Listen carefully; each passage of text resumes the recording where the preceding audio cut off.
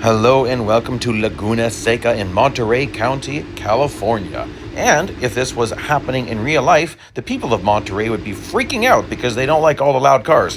Why did you move next to a race car track, guys? Anyways, I better leave that alone. This is the Ferrari F14T. Mine is fully upgraded, and this race is very difficult. Like, this is up there with the hardest races you could do.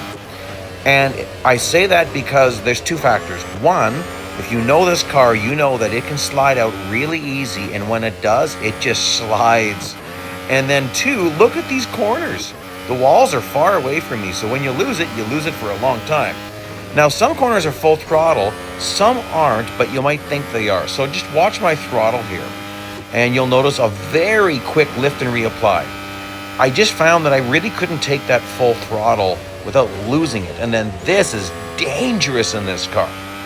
This corner here, if everything is optimal, you can keep it full throttle there, but it's really tight. It's not easy to do that.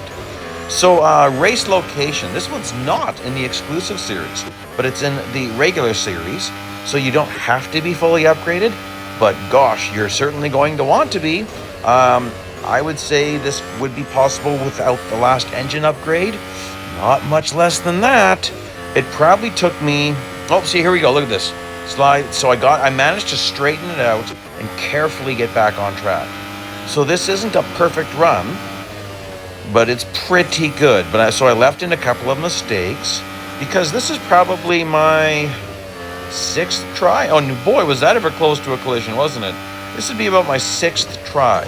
So I was just challenged to do this race in the last day, and the viewer was completely correct. Oh boy, losing it again. You boy. The viewer was completely correct. I really do like this track, and I do like this car. So let's get into some specs on this car as far as costs. This car costs 1,050 gold, or there is a limited series event that has run several times. So you could earn that by running the limited series. Don't know when it's coming again. To fully upgrade this car is 3.868 million R dollars, 1,246 gold. That's a strange number, isn't it? So it's, well, I was about to say you wait for a sale, but there are no sales in Ferraris anymore. Probably never see one again. I'm guessing that was a requirement of Ferrari because in real life, Ferraris don't go on sale. Okay, so the corkscrew is really the only beneficial cut at this entire track, and it's quite a benefit, because you have to slow down a huge amount to take that properly in this car. Again, I haven't quite taken that full throttle yet. We're not going to go all the way. We're going to do some warping ahead here and there. This corner is the worst for me, and you'll see that coming up. By the way, check out the RPMs. Holy smokes, they're getting up to like 14,000 plus. Yeah, these cars scream. So this gets, you can see it gets a little bit dicey. So my first couple of attempts were an absolute disaster. I spent so much time off track, and then nowhere near the perpetual point. And then I had 2 attempts where I just barely saw it. So what I watch for is I watch the mini map on my left there, and that can sometimes give you a bit of hope when you're getting a little bit desperate. So you've got to take this really controlled. If you don't, well, you'll see what happens. If you push it too much, it ends up costing you. So it's better to slow down a little bit more than you want to so you can control it, because things can go really crazy there. It feels like I'm taking that last corner so slow, but the low speed grip of this car is atrocious. Now, check out that mini map. See all those cars? There you go, I'm right there. So that's really nice. You can see that hairpin, I tend to take it pretty wide. I go way up there. The secret of this car, actually what I should say is I made a whole video about how to handle this car. So lots of tips are in that video. I'll get into just some of them. The secret of handling this car is to get your steering done while under braking. So I brake and I get my steering done, and then I'm on the throttle as I'm opening up the steering. So I'm not doing aggressive steering at slower speeds. You need to have quite a lot of speed built up before you aggressively steer this car. You've got to be very careful with that. It's quite unforgiving. I would say this is probably one of the more realistic cars in the game because of how hard it is to handle. Driving race cars isn't easy. If it was, there'd be a lot more people doing that for a living. So it's not easy. You definitely have to push the limits of this car. There's an interesting quote. If everything seems under control, you're just not going fast enough. That was Mario Andretti. To truly be competitive, you've got to get uncomfortable, and this car will do that to you. You've got to be willing to do trial and error, push the limits, and learn from your mistakes. When you get this car, when you get the hang of this car, like you're watching this thinking, oh, it looks easy. This is not easy. This is after me doing a couple of hours. Oh, I actually hopped there. But look, see? Then I end up a bit out of control. Let's warp ahead a bit more. You can see I was nicely in the perpetual point there. Nicely in the zone. Now check this out. This is where things can go bad. I lose it, and then he swipes me. Oh, and I got to check for damage. No marks on the front wing, so I'm good.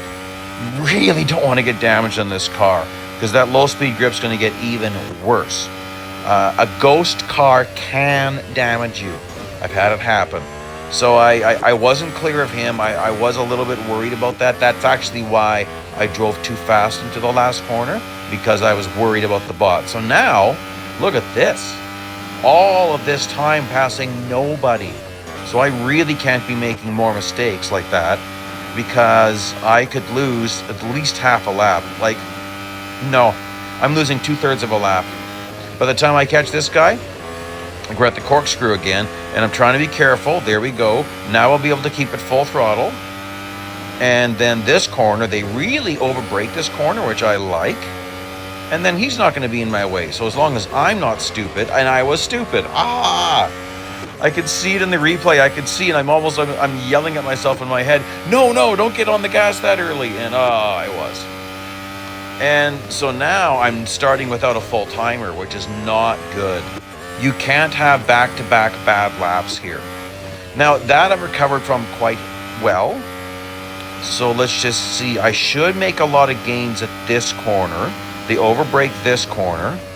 To be fair, bots overbrake pretty much every single corner. That's why you have to be good at corners, because that's the only place you get them. These cars are faster than fully upgraded now. So, yeah. Now, I made reference to the video. Oh, nice. That was beautiful. Let's see this. Oh, little bit. I get a little bit nervous really torquing on the steering. The video I mentioned about how to handle this car, I will definitely have a link to that at the end here. Big time tip, whatever you use for steering sensitivity, lower it by 2 or even 3 notches when you get in this car. Okay, that'll really help to make up the difference. I was using a standard setting of 0 for a while. I have gone back to using 2, because when I get in this car, or the MP4X, or the Ferrari 412, Lotus 125, any open wheel car that's pre-2019, I need that buffer zone to lower my steering sensitivity. So for me, it was brutal to drive these cars when I was used to steering sensitivity 0 on all cars. You can see here that when I take this under control, I get back to the throttle while I'm going downhill, and then watch this. Keeping it full throttle and keeping it on track, blasting through this corner, and then let's get a nice setup on the last corner here. This is what you want to do. See that? I had my turning done quite early as I was getting back on the throttle. That let me nicely get out of that corner. By the way, you can take your tires all the way into the sand, left sides fully onto the green for that corner only. There's other areas where you can't be fully on the green. Okay, I think I'm going to do an outside overtake on this guy. Very nice. Thank you very much, sir. The bot programming there, that shows the vast improvement. He gave me the line. Back when I was first doing endless endurance racing, they didn't do that. They would smash you off track. So that there was some wonderful changes to the bot programming back in around update 8 when they had to make a... Ooh, that's a problem. That's a problem. Okay, we're going to end the race very soon, because that is going to throw off my data. I'll show you why. That was definitely a damaging hit. I should have slowed down more. I shouldn't have been so aggressive. Again, we're seeing those crazy RPMs build.